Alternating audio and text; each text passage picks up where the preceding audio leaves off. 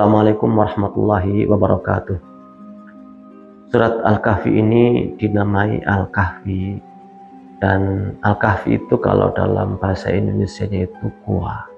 Kalau dalam beberapa penjelasan yang saya dapatkan dari penjelasan bahasa Arab itu adalah satu tempat yang baik karena digali atau karena dipahat, dan rata-rata ada di gunung. Namun ya secara letterlek bahasa Indonesia sudah kita namai dengan goa. Dan goa itu identik dengan kegelapan. Karena itulah maka kita memahami bahwa dunia ini adalah sebetulnya sebuah kegelapan. Karena tidak ada manusia yang punya pengalaman dalam kehidupan ini sebelumnya. Artinya manusia masuk ke dunia ini ya ini yang pertama kali, dan tidak akan terulang yang kedua kali. Nah, kalau saya ceritakan saya ketika ke Jakarta, maka ketika pertama kali saya ke Jakarta itu ada rasa was-was, ada rasa takut, tapi kemudian rasa was-was dan takut itu mulai hilang ketika sudah ada panduannya dan ada pemandu yang terpercaya. Karena itulah maka ini juga sangat berkaitan dengan awal yang pernah kita baca, bahwa di antara keutamaan surat Al-Kahfi ini adalah barang siapa yang membaca surat Al-Kahfi ini pada hari Jumat, maka Allah memberikan cahaya kepadanya di antara dua Jumat. Nah, kita kalau ada dalam satu kegelapan, maka yang kita harapkan itu ada cahaya.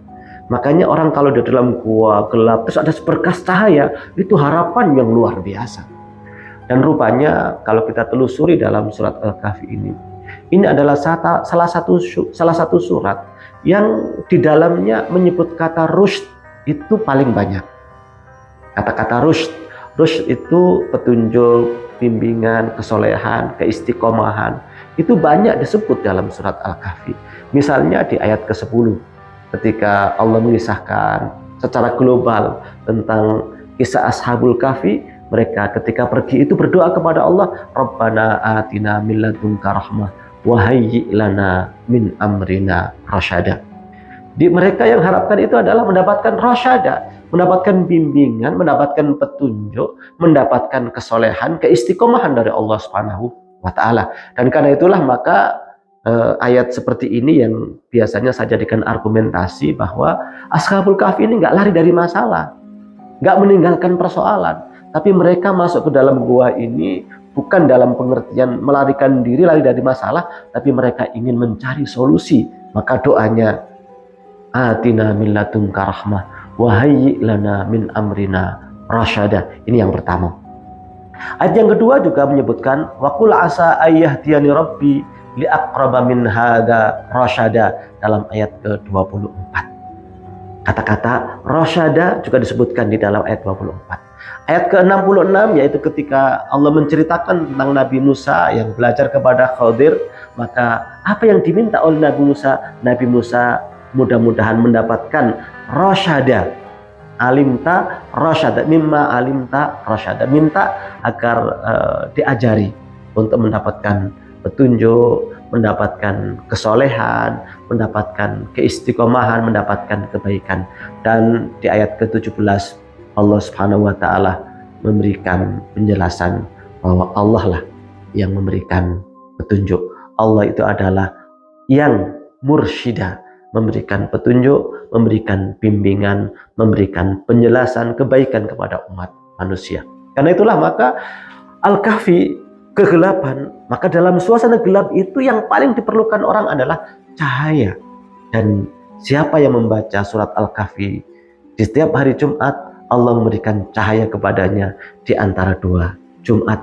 Dan ternyata surat Al-Kahfi ini surat yang di antara surat yang paling banyak menyebut kata-kata rasyada, petunjuk, bimbingan, kesolehan, keistiqomahan.